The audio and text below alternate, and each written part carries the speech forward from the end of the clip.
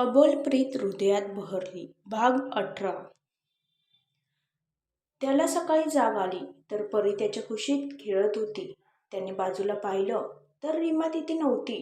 परी मात्र पायाची सायकल करून चालवत होती. अविनाश मात्र झोपल्या झोपल्या तिलाच बघत होता. तेवढ्यात रीमा फ्रेश होऊन बाहेर आली. आताच आंघोळ करून आल्यामुळे केस अजून ओलेच होते. तिने छोटीशी टिकली लावली आणि छोटंसं सिंदूरही लावलं. रीमा, परी बघ ना काय करते, अविनाश म्हणाला. काय करतं माझं पिल्लू, असं म्हणून रीमा तिच्याजवळ गेली. तोच अविनाशने तिचा हात धरून तिला जवळ ओढलं. तशी ती त्याच्या छातीवर आदळली. अवी, सकाळी सकाळी झाली का तुमची मस्ती सुरू, रीमा त्याच्या छातीवर मारत बोलली. ती त्याला रोखून बघत म्हणाली. त्याची ती नजर बघून ती मात्र ब्लश करत होती. लाजून तिच्या गालावर गुलाबी लाली पसरली होती. तो मात्र तिला बघण्यातच मग्न होता. किती बघणार आता मला, रीमा म्हणाली. कितीही बघितलं ना तरी माझं मन नाही भरत. असं वाटतं तू अशीच माझ्यासमोर राहावी, अविनाश म्हणाला. आणि ऑफिसचं काम कोण करणार, चला आज किती उशिरापर्यंत झोपले, लेट होईल, उठा, रीमा म्हणाली. ठीक आहे, उठतो, पण त्याआधी मला एक गुड मॉर्निंग किस हवी आहे, अविनाश डोळे मिचकावत म्हणाला. अवी, सोडा ना, रीमा त्याच्यापासून दूर होण्याचा प्रयत्न करत म्हणाली. पण तो कुठे सोडतो, त्याने तर तिला आणखीनच घट्ट पकडले. ठीक आहे, देते, आधी तुम्ही डोळे बंद करा, रीमा म्हणाली. आपल्यात एवढं काही होऊनही तुला लाज वाटते, आपल्यात लाजण्यासारखं आता काही राहिलंय का, तो मुश्किलपणे म्हणाला. जा मग, मी नाही देत, रीमा म्हणाली. ओके, करतो डोळे बंद, असं म्हणून त्यांनी स्वतःचे डोळे मिटले. ती त्याच्या ओठावर तिचे ओठ टेकवणारच होती. तेवढ्या शेजारी आतापर्यंत खेळत असणारी राधा रडायला लागली. तशी रीमा पटकन त्याच्यापासून दूर झाली. अविनाश उठून बसला. बदमाश, बरोबर वेळेवर नाटक सुचतात हा तुला, तो तिच्या गालाला हात लावत बोलला.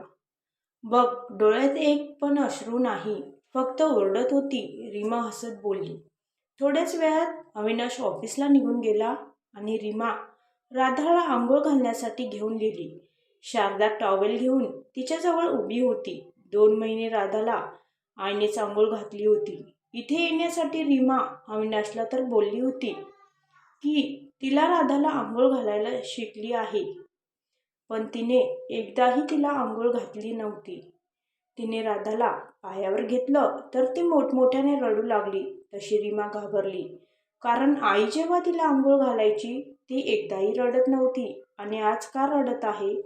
तिने तसंच राधाला उचललं आणि बाहेर घेऊन आली. मॅडम, राधा तर खूपच रडत आहे, तुम्हाला तिला आंघोळ नाही घालता येत, शारदा म्हणाली. नाही ना, तुला येते का, रीमा म्हणाली. नाही, मलाही नाही येत, शारदा म्हणाली. आता काय करावं, हिला बिना आंघोळीचं तर नाही ठेवू शकत, रीमा हताशपणे म्हणाली. मॅडम, तुम्ही मोठ्या मालकीणला म्हणून बघा ना, त्या घालतील तर आंघोळ, शारदा म्हणाली. मला नाही वाटत त्या हो म्हणतील, त्यांनी अजून राधाला बघितलं सुद्धा नाही आणि आंघोळ कशा घालतील, रीमा म्हणाली. तुम्ही विचारून तर बघा ना त्यांना, त्या मनाने वाईट नाही, मी खूप दिवसाची काम करते इथे, त्यांनी मला कधी एक शब्दानेही दुखवलं नाही. आता त्यांना राग आहे म्हणून त्या अशा वागत आहेत, शारदा म्हणाली. ठीक आहे, तू सांभाळ राधाला, मी बघते त्यांना विचारून, असं म्हणून तिने राधाला शारदाजवळ दिलं आणि ती खाली गेली. खाली सोनाली आणि केतकी बसलेल्या होत्या. रीमाची पाऊल सोनालीकडे वळत नव्हते, पण ती हिम्मत करून तिच्यासमोर जाऊन उभी राहिली. आई, ते राधा आंघोळ घालताना रडत आहे, मी अजून तिला आंघोळ घातली नाही, त्यामुळे ती रडत आहे. फ्लॅटवर आईच घालायची तिला आंघोळ, तुम्ही तिला आंघोळ घालू शकता का, रीमा अडखळत म्हणाली. तशी केतकी आणि सोनाली तिच्याकडे डोळे मोठे करून बघू लागल्या.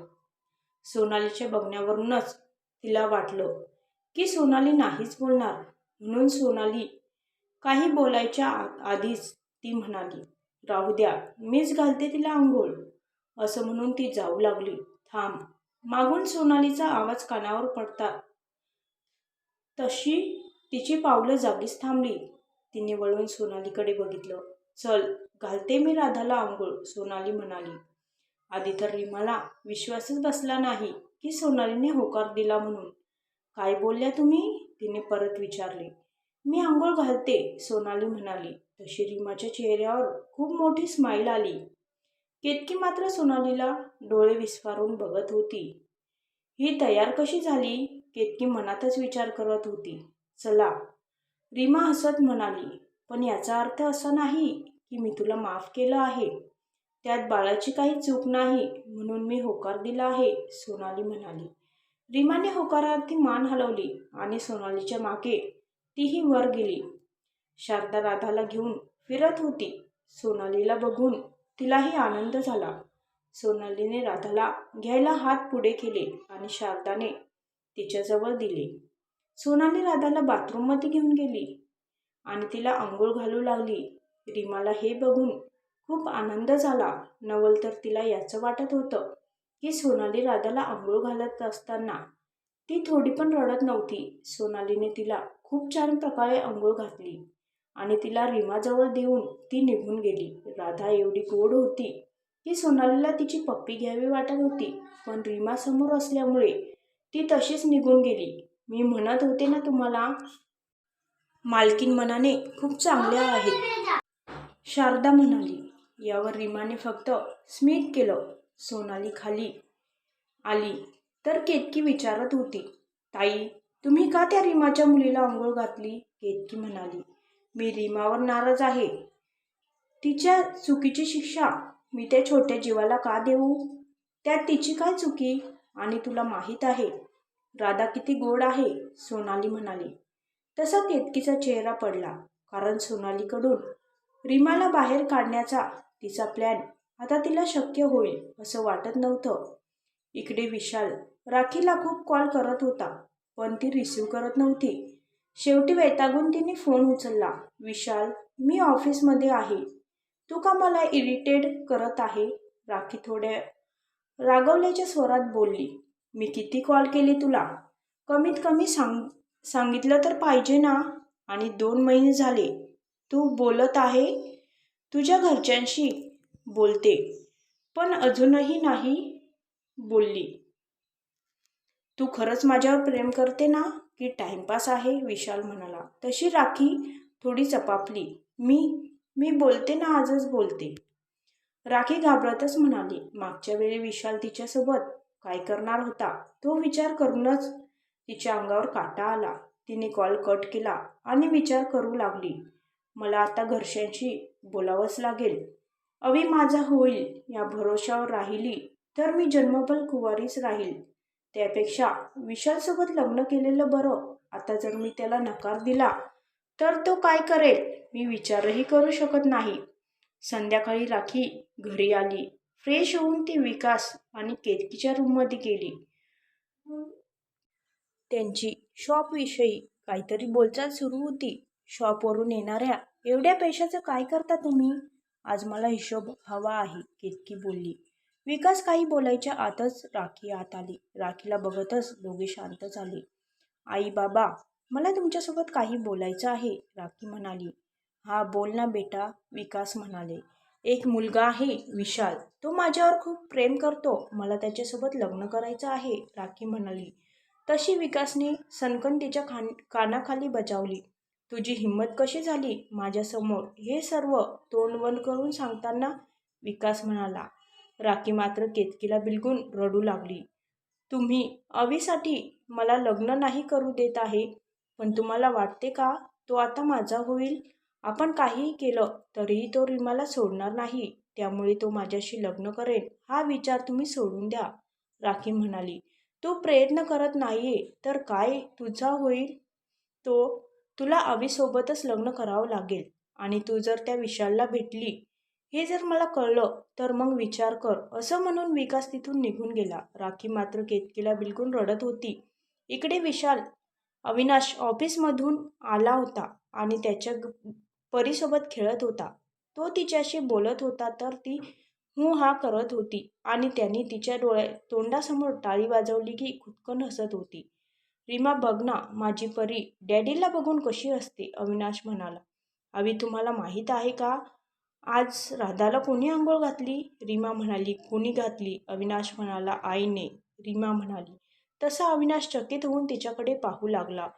असे का बघत आहे? आज राधाला आईने आंघोळ घातली, रीमा म्हणाली. हे ऐकून अविनाश खूप खुश झाला. आता लवकरच तिने तुला सून म्हणून स्वीकारायला पाहिजे, अविनाश म्हणाला. मला वाटते की तो दिवस लवकरच येईल, रीमा म्हणाली. दुसऱ्या दिवशी रीमाने न बोलवताही सोनाली राधाला आंघोळ घालायला आली. काही दिवस असेच निघून गेले. राधा आता 3 महिन्याची झाली होती. सोनाली 1 महिन्यापासून दररोज राधाला आंघोळ घालायची. पण नाही ती रीमासोबत बोलायची, नाही राधाचा लाड करायची. पण रीमाला खात्री होती, सोनाली तिला आणि राधाला नक्की स्वीकारेल. रीमा आणि अविनाश आज सकाळीच फ्लॅटवर पोहोचले होते. आज सरोजा आणि विकीचा साखरपुडा करण्याचे त्यांनी ठरवले होते. कुठलेच पाहुणे बोलवले नव्हते. विकीला तर कुणीच नातेवाईक नव्हते. सरोजाला भाऊ होता, पण त्याच्या बायकोमुळे तो सरोजासोबत बोलत नव्हता. त्यामुळे 3-4 जणांमध्येच त्या दोघांचा साखरपुडा होणार होता.